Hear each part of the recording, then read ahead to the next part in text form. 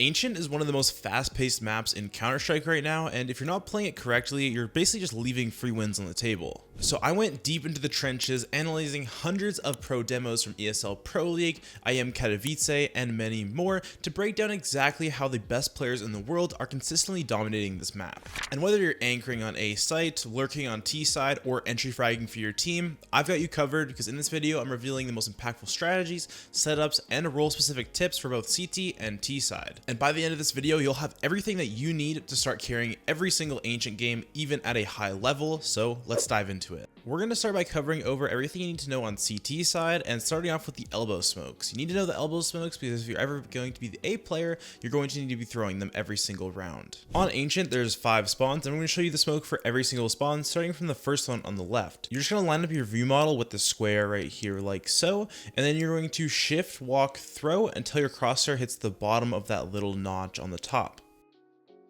For the next smoke, you're going to look for this top right corner of the square, and then you're going to bring your crosshair back up to that same point, and you're just going to do the same thing where you're going to shift walk and jump throw once you hit the bottom of the notch. For the third smoke, you're going to go to this third notch in the middle, and then you're going to line it up with this little indent or cut in the brick on the bottom, and then you're just going to do the same thing. We're going to shift walk jump throw until you hit the bottom of the notch.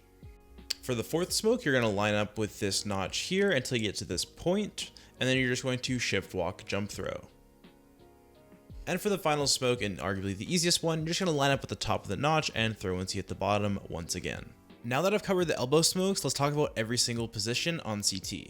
So first off, I'll start with the cave player. You are a super high impactful role on this map because having cave and cheetah control is super important, especially for your mid players. So let's start from the beginning of the round, and I'm going to show you how to do everything. At the start of every round, as you're entering the B site, you're going to be throwing some sort of utility. I'm going to show you 2 different mollies that you need to know, as well as a nade. So the first molly that every cave player needs to know is the lane molly. This is going to block any players from fighting you right away without taking any damage or at least wasting a smoke. To do it is pretty simple, but it can be tricky at first. You're going to aim your crosshair right in the corner of the floor, like here. And then what you're going to do is that as you're running up, kind of when you pass this pillar here, you're just going to middle click, which is both of the buttons on your mouse, and jump throw. It should look something like this. I'm just running up and jump throw.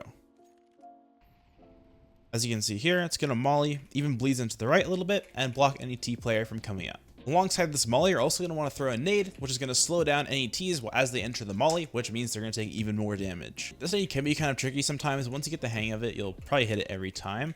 And as you can see, there's this little piece of brick here, and you're just going to try your best to hit the nade, and it's going to bounce off and into the lane. So with both of these together, you're just going to run up, molly, and then you're going to throw the nade, and you're going to continue to walk into cheetah. Sometimes the molly and the grenade isn't going to completely prevent the Ts from getting up and fighting you right here into cheetah. So what you can do is also just bounce a flash up here once you're going to enter. Lexi B throws this literally almost every round that I've watched him play, and it just allows him to get in a really good position to take duels, something like this. Now, as the cave player, you're typically going to run into 3 general scenarios, and I'm going to show you how to play each of them. So starting off with the first one is when the Ts are playing standard. They're probably taking the bottom of ramp here, and they're probably trying to take cave away from you as well. In this scenario, you're going to want to work with your mid players because what they're going to be able to do is they're going to be able to jump up from here onto cat and then start peeking with you down into the lane. As the cave player, it's your job to help them clear out anyone who's kind of in these close angles before they're jumping up, as well as just generally support them while they're trying to take these duels. Typically, this is how most games start until you run into the second scenario where the Ts actually start to smoke you off. So this is the second scenario. This smoke has landed, you can't really see a whole lot, and you don't have a lot of info for your teammates.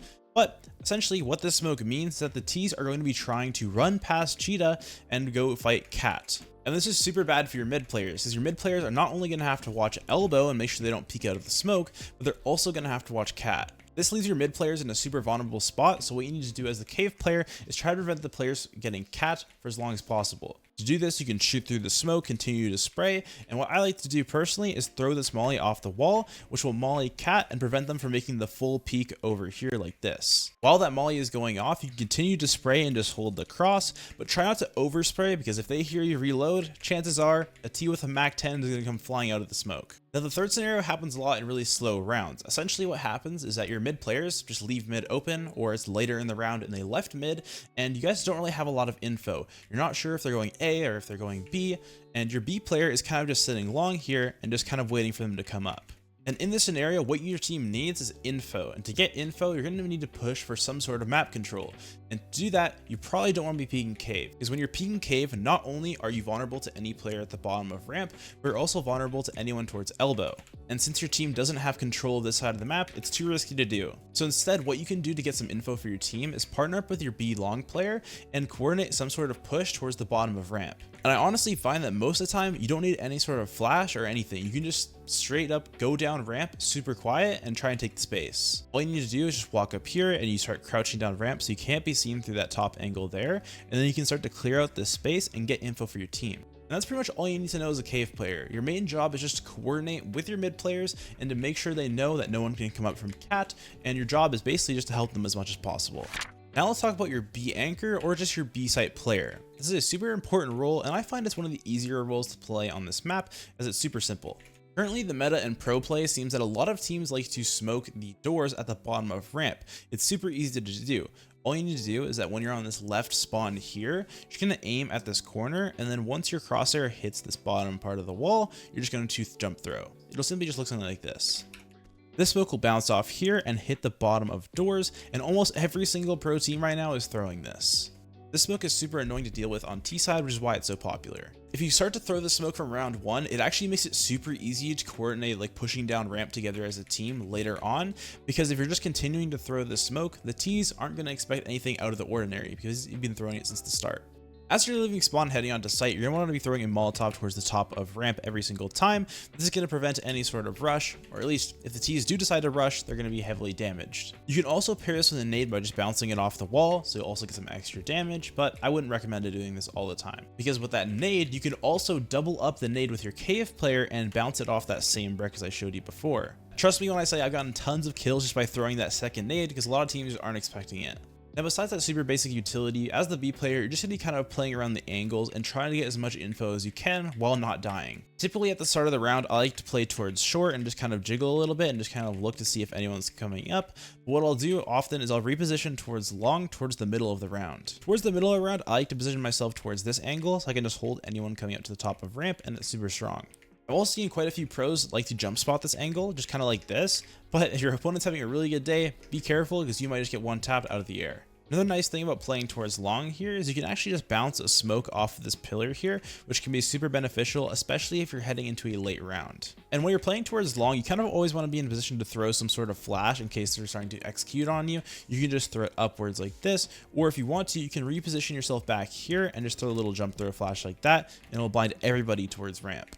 And like your cave player, you'll run into some scenarios where you're going to want to make a little bit of change in your play style. The first scenario to be careful of is when your cave player is dead. When your cave player is dead, you can't really play this angle as well because, well, this opening right here is not a very good one for you. Let's just say it's just not advantageous for you, especially if a player just walks up ramp as well. And since, like I talked about earlier, your main goal is just to live as long as possible, you're going to want to play more back and kind of back towards this wall here, holding the cross from cave and just kind of checking on long and just getting the info for your teammates. B is a pretty easy site to retake as a team, which is why it's just so important to stay alive. So as long as you're just playing back here, making sure no one's coming through cave or anyone's coming through long, you should be good for the most part. And the second scenario is the one I talked about, the cave roll as well. And it's when your team has no info on the map. That's where you're going to want to make some sort of push towards ramp.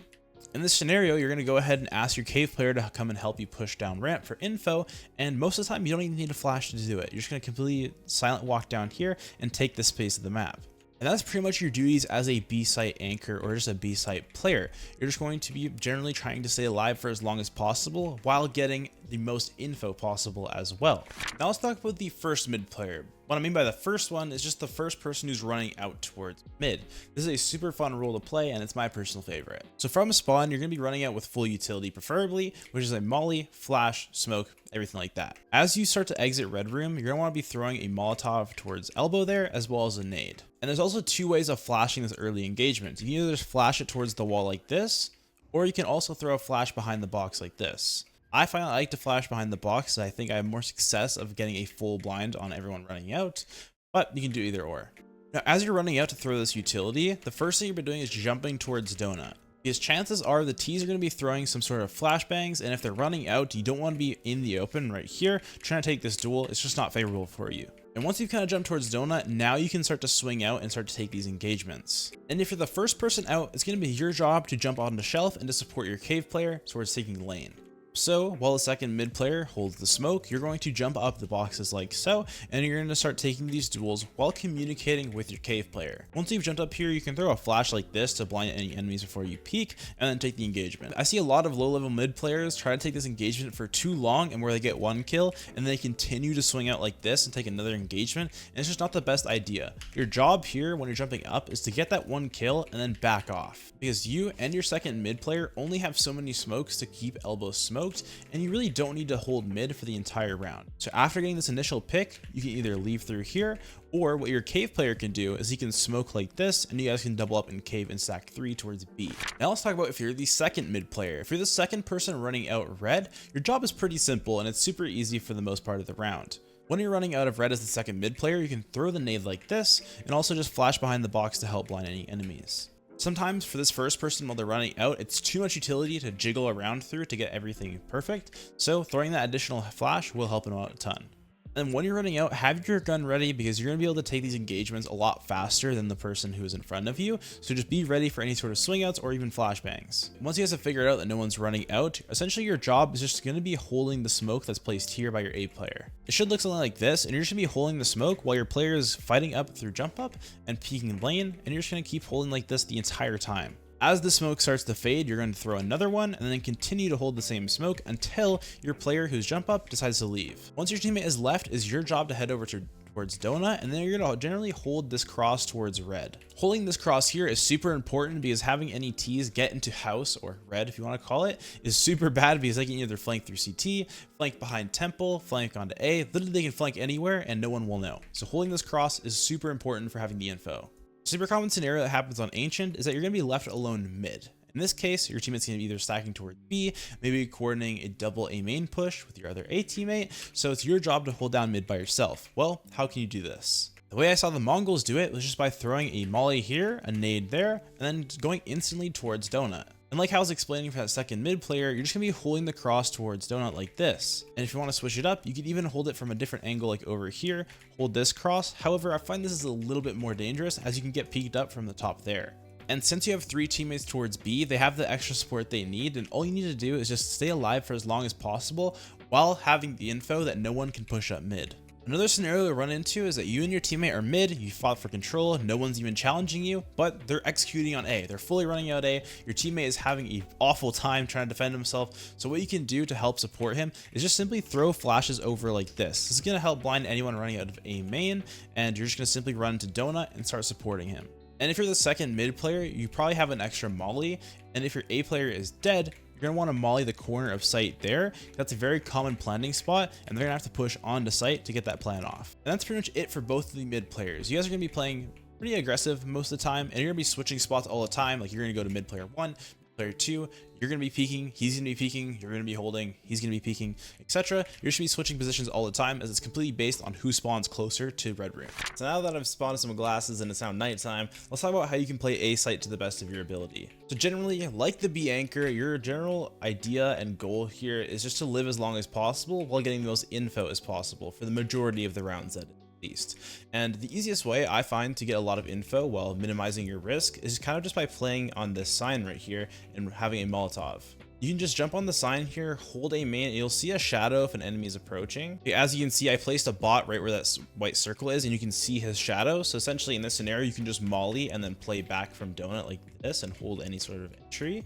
And what you can also do is just play close like this and jiggle with your molly out. Originally, a lot of people were sitting on the sign and just holding that angle, but some players, especially ones who've been playing for a long time since the start of CS2, can kind of expect this to be a really pre-fireable angle. So what a lot of pros started to do instead was just jiggle like this with a molly out. You're able to see the shadow reflection there, and as well as the close one there, so you have enough time to throw the molly and then run away like this. And after you throw the molly and back up, you can throw a little lurk smoke to kind of play around to just continue to delay any sort of plant, and you just want to be as annoying as possible. Now with that being said, you don't always have to play A super passively. There's a lot of plays that you can make with your team or even just by yourself towards A main to get info. A super common play is just to molly deep like so, and then you can kind of hold this angle like this and just try and beat anyone here. And if you want to, you can even get into this little window and just play the angle here. They won't be able to see your shadow until they get pretty close. So most of the time you can beat them on the timing into the duel, and then you can either throw a smoke like this and just get out. But in the most recent few months, every team has been putting the opper towards A, and that's for good reason.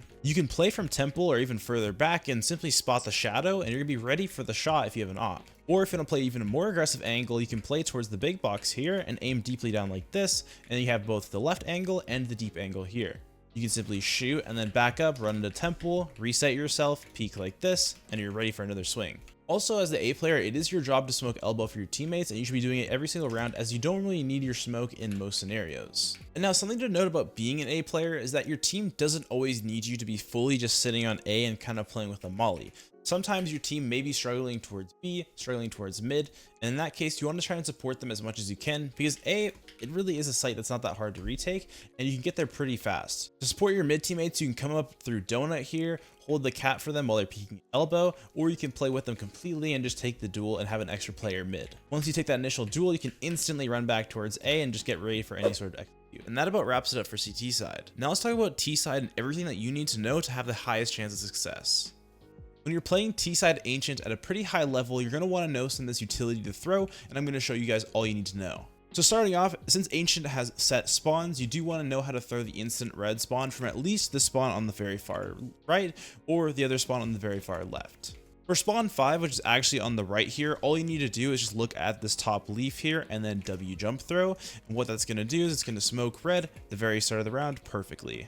And then for spawn number 1, which is the spawn on the very left here, all you're going to need to do to throw the red smoke is just above this leaf here, kind of line it up with this wood plank, and then just do a W jump throw. Once again, it'll give you another very perfect red smoke. While there is lineups for these other 3 spawns, I find they're not nearly as useful because you're going to have to move to throw them anyway, so just leave it to spawn 1 and spawn 5. And whenever you're spawning in spawn 1 and you're going to be the closest to elbow, what you need to be doing every single time is throwing a grenade here. It's going to bounce off the wall and hit any CTs running down mid. Alongside that grenade, you're going to be needing to molly the shelves, cat, or jump up, whatever you want to call it, and you want to be mollying this every single round, just like this. I kind of just aim it around this brick here, go to the corner, and throw. It's a pretty forgiving Molotov, and you can even throw it if you're completely smoked off. And what this is going to do is it's going to prevent the mid players from being able to instantly jump up here and start peeking your players that are playing towards B and cave. Now, if you're playing towards the B side of the map, either if you're running out first or for the guy behind, if you guys plan on taking cave, you need to know this molly that was popularized by Brolin.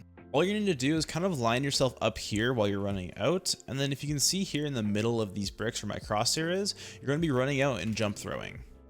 As you can see, this completely blocks off this intersection here of cave and cheetah, and this prevents the guy from getting all the way up in here and being able to take the duel right away. If he wants to do it, he's either gonna have to throw a smoke like this, and he's gonna have to peek through the smoke, or he's gonna have to take a bunch of damage. Now, alongside the molly, you're gonna want to throw a smoke like this to extinguish the lane molly, as well as bounce a flash off this wall into cheetah, so you can take this engagement and he'll be completely blind. This right here is another smoke that is super beneficial and that you need to know, and it's as easy as just getting into the corner of your spawn here by these rocks and then just aiming at the top right of this building here and jump throwing. This is a great smoke that's going to completely smoke off cheetah, which allows you to peek from cat and fight the players mid with your team from elbow. And that's pretty much it for just the super basic smokes. I'll mention a few later on, but for now, that's all you need to know.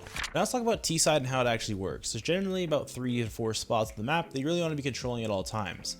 You have A main, you have mid, you have cave or cheetah, and then you have bottom ramp right here. The goal of every single T round should be to take one of these dominant spaces on the map, whether it be middle, cave, or up ramp towards B. Let's start off with mid. If your team wants to take mid, what you need to be doing is you need to have a player towards elbow who's going to throw that mid nade that I showed you, as well as molly the jump up. You need to molly the jump up every single time, because if a CT jumps up here, he's going to be able to kill your team with no problem and with no backfire from it. The elbow player can also make some other plays. He can have a teammate nade the smoke for him, or he can phase the smoke with the support of a flash from his teammate. There's a bunch of things you can do to help support your team. But if you're towards B and you want to be taking mid, then what you should do is you should be running up lane like so, with the help of a teammate throwing this smoke for you. This allows you to cross pretty safely. While the player might spray or so, you're probably not going to die from the spray. This is going to allow you to peek cat super fast into the round and take this engagement where your teammate elbow can swing out for you. This is a super easy and fast way to take mid, because if you have 3 people towards cat, 2 towards elbow, it's a super easy trade to win. Well, now that you have this massive area of the map, what do you actually do with it? Well, there's a few things you can do. What you can do is you can smoke off Donut, and one of the players from Elbow can actually go and hide in Red Room. You can kind of peek up here, just hold this space. It doesn't need to get too aggressive, but you can just hold the rotations of the map and get info through what you hear. Like you may hear the A player rotating, you may hear someone from B rotating over to mid, etc. You just want to hold this space and have the map control. And with having this guy in Red Room, you can regroup towards B. You can have 2 people take Cave and Cheetah, and you have the other 2 take Ramp. The whole idea is that you've denied this entire part of the map for the CTs, and having this player getting this info is super big because they can either take this engagement now, go late, maybe hold this guy's rotate as he rotates to B once they hear that you're actually executing on B. There's a bunch of things you can do. And instead of going B, what you guys can do instead is smoking red, and then you guys take Donut in A main. You can send 2 to 3 towards Donut, and as they clear it out, just make sure everything's chill here. Clear back sight, smoke CT, and then make sure you clear out Ninja 100%. Then have the other players in your team take A main, make sure it's all clear, because a lot of players will push into A main, like I explained on CT side. Make sure this little window here is clear, as it's a super powerful spot. Now what about taking Cave and Cheetah? Well, that's another thing that's pretty simple to do, and once you get good at it, it's going to be really hard for the CTs to fight against you. Like I explained in the utility, you want to know the Brolin Molly, and that's just the one that you run up, throw, and it allows you to molly off that sector there. After the said Brolin Molly, you're probably going to want to smoke yourself off and then flash yourself into Cheetah. Now, I'll generally recommend that you guys don't try and take Cheetah by yourself. Always have a teammate behind you who's ready to get the trade on you so that this guy can't continue to play aggro. Because even if you entry here into Cheetah and die, it's not the end of the world because just having this space on the map is a bunch of info for you. And once you have this space, something that a lot of lower level players do is they get too aggro and they instantly peek this angle here. A lot of the times, CTs will be positioned here just waiting for you to peek because they can see your shadow as you're kind of moving this angle, and it's not a very advantageous fight for you. So instead, I like to just hold the space for as long as possible and maybe ask my teammates to get ready towards ramp, maybe have one more come with me to take cave, and then we can split B. And if you have someone else with you, get them to drop you a molly, and you can simply bounce a molly in here to clear out that left box, and it'll even reach this right side here. And now what about taking B ramp? Well, taking B ramp is usually going to be done pretty fast into the round. You're going to be running up like so, and you're going to be trying to challenge this guy along, maybe a guy pillar, maybe this guy right here, clearing cubby. You're going to be just generally doing that. So to make that a lot easier for yourself, ask a teammate to maybe throw some flashes like this. These are super good flashes that will blind the front of cave, pillar, long. It'll literally flash everybody. And then also get them to smoke your short. Having the short smoke and having the flashes makes it a lot easier for you to entry up here and potentially get a pick. And the nice thing about taking ramp really fast is, well, it's fast to do. If you can get the entry right off the bat and surprise them with the flash or anything like that, it's going to be massive for your team because the site is so easy to take. My general advice is you ever try and hit B really fast, never smoke short and long if you don't have control of cave. Because this limits your team to just kind of just sitting around here like in the cubby ramp, the pillar. You don't have a lot of options. You want to take long control because this space is super important and it's super easy to hold the CTs from coming through. And your only option left besides taking mid, taking cave and cheetah, or taking ramp is to take A. But generally what I've seen from a lot of pro demos is that if they're going to take A, they're going to do it fast, because what you're doing is if your whole team is stacked towards A main and you don't have any pressure towards B, they're going to instantly know that you guys are going A, and they're just going to be set up with like a guy donut holding here, maybe another guy here, maybe one guy on the boost up here, and it's going to be really hard for you guys to take the site. Whereas if you guys can just run out by throwing some flashes, maybe have someone throw the fast CT smoke, a donut smoke, you guys can molly back site like so. It's going to be super easy to take the site, and you guys are going to be able to take the duels fairly. That's pretty much my rundown of T side. It's more simple compared to the other maps just because I think everything is generally pretty fast paced. No matter what you're doing, you're going to be kind of taking some sort of early round engagement, whether it be this initial fight here, the initial fight at the top of ramp, where fighting from cat. You're always fighting someone super fast into the round. If I give you one tip to really master Ancient on T side, that is to react to what you've done to the CTs and what the CTs are trying to do to you. If you get these two early picks mid, A's probably only going to have one guy. You're going to want to react to that super fast by going instantly into a donut plus A main split, just by doing it really fast before they have an opportunity to rotate someone over to A. Or let's say you get the initial pick towards ramp and towards cave. Get ready to execute on B as fast as possible. Playing reactive on this map is key for success, and I think it'll benefit you guys a lot. And that wraps up today's video, guys. I hope you guys did enjoy, and I hope you guys took away something from this video that will help you in your next Ancient game. I love watching tournaments and watching demos, which helps me pick up on learning these positions quite easily, so I love to share the tips and stuff that I've learned to you guys. But if you want to see more content like this, make sure to leave a like and subscribe, as I put a lot of time into these videos, and I will see you guys in the next one. Peace.